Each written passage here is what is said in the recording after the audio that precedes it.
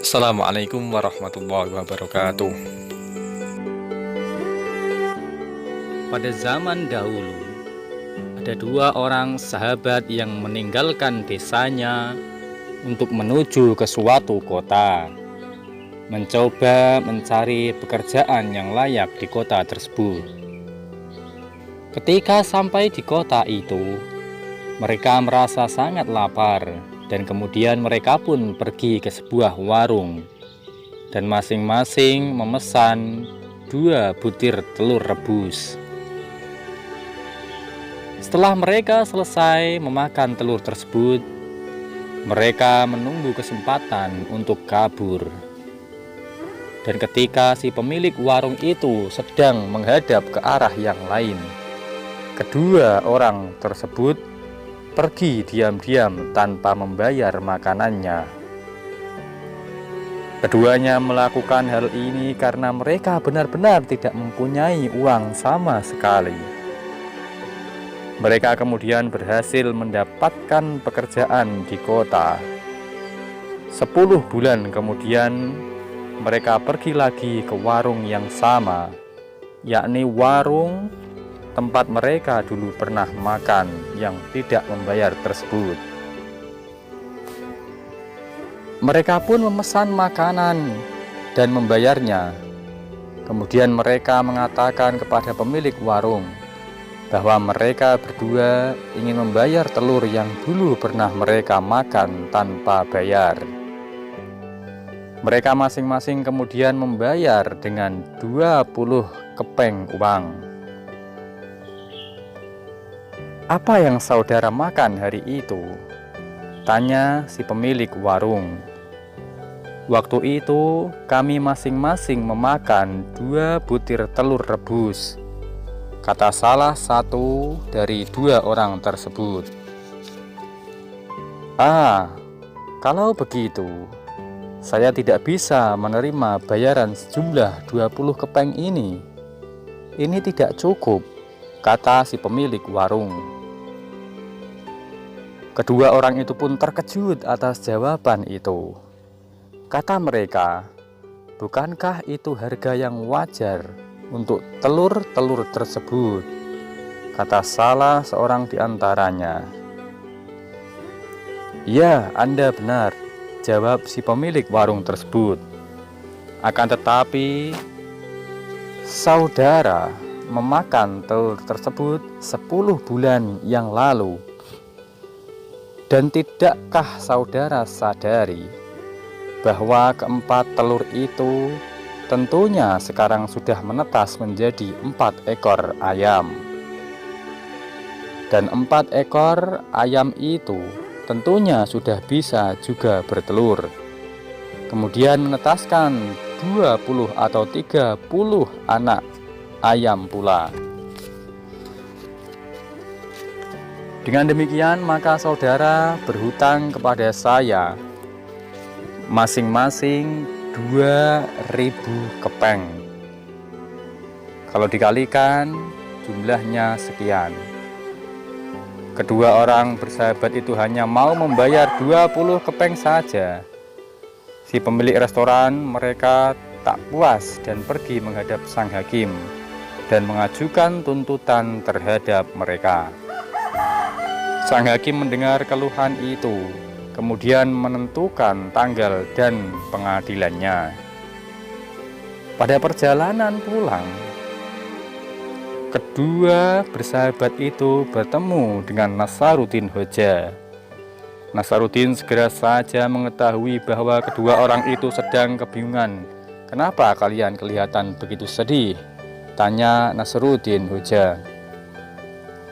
"Kami berdua ini sedang menderita susah, Nasaruddin," kata salah seorang di antara mereka. "Susah apa?" tanya Nasaruddin. "Wahai Nasaruddin, 10 bulan yang lalu kami tiba di kota ini dan masuk ke sebuah warung karena warung itu kami makan dan sangat lapar. Warung itu terletak dekat dengan masjid. Kami masing-masing kemudian memakan 2 telur rebus. Akan tetapi waktu itu kami tidak punya uang untuk membayar maka kami makan dan kemudian kabur. Kami sangat menyesali perbuatan kami itu, dan kami tahu bahwa itu salah. Tapi apa daya, waktu itu perut kami sangat lapar dan kami tidak mempunyai sedikit uang pun. Dan sekarang kami berniat untuk membayar kepada pemilik warung itu 20 kepeng masing-masing. Tetapi dia tidak bisa menerima bayaran itu. Nasruddin bertanya, "Kenapa?" Katanya keempat telur itu sekarang tentu sudah menjadi ayam, dan tentunya sudah bertelur dan kemudian sudah menetaskan anak-anak ayam, dan tentunya sekarang setelah 10 bulan 4 telur itu sudah menjadi 20 atau 30 ekor ayam. Semua itu katanya berharga 4.000 kepeng. Nah, itulah jumlah uang yang dia minta dari kami. Tentu saja kami tidak punya uang sebanyak itu. Nasruddin Hoja memikirkan masalah ini beberapa menit lamanya, dan akhirnya dia berkata kepada kedua orang sahabat itu,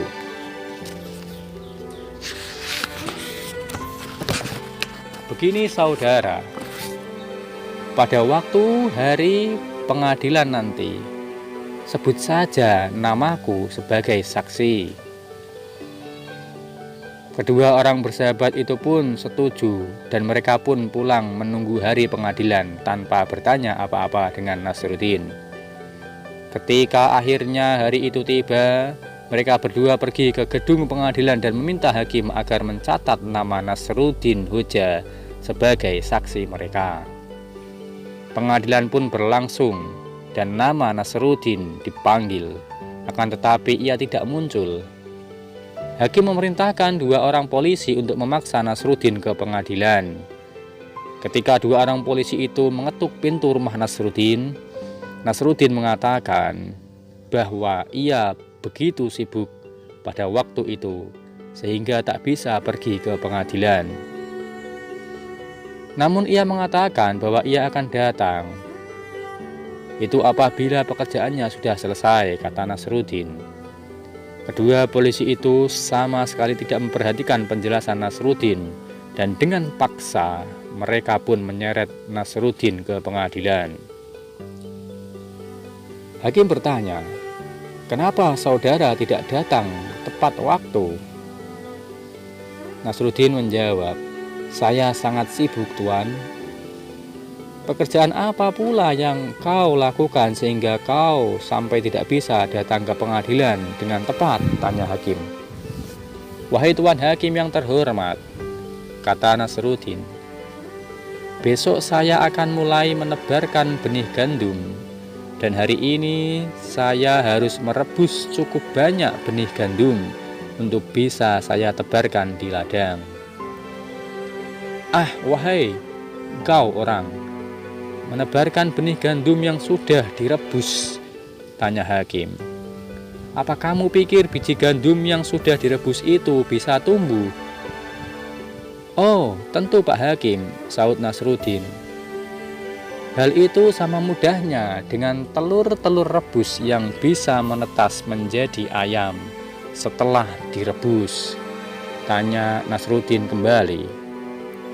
Mendengar penuturan Nasruddin yang jenaka ini, semua orang yang hadir dalam sidang pengadilan tersebut tercengang, dan sidang pun tidak berlangsung lama. Seketika hakim memutuskan bahwa jika memang kedua orang itu tersebut salah, maka hanya diwajibkan atau dibebankan membayar 20 kepeng emas sesuai dengan harga telur.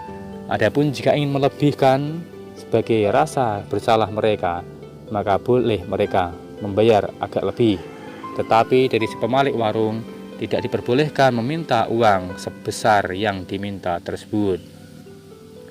Berdasarkan bukti itu, hakim akhirnya memutuskan bahwa kedua terdakwa itu memenangkan perkara dan pengadilan pun selesai. Hikmah dari kisah ini adalah jika kita mendapatkan seseorang yang bersalah dan seseorang tersebut menyesali perbuatannya dan ingin mencoba memperbaiki perbuatannya dan membalas kesalahan yang telah lalu, maka alangkah baiknya jika kita menjadi seorang yang pemaaf, karena Allah Subhanahu wa Ta'ala dan Rasul-Nya mengajarkan kepada kita untuk saling memaafkan kesalahan orang lain apabila kesalahan tersebut dilakukan dengan terpaksa ataupun tidak sengaja. Akankah kita tidak memaafkannya? Jika kita tidak memaafkannya, maka kita termasuk orang-orang yang sangat buruk. Karena sifat pemaaf itu adalah sifat yang sangat mulia. Oleh sebab itu, mari kita semua saling memaafkan jika ada sesuatu teman ataupun saudara yang bersalah kepada kita. Maafkanlah dan lebarkanlah dada kita. Terima kasih, semoga kisah ini dapat bermanfaat bagi kita semua. Assalamualaikum warahmatullahi wabarakatuh.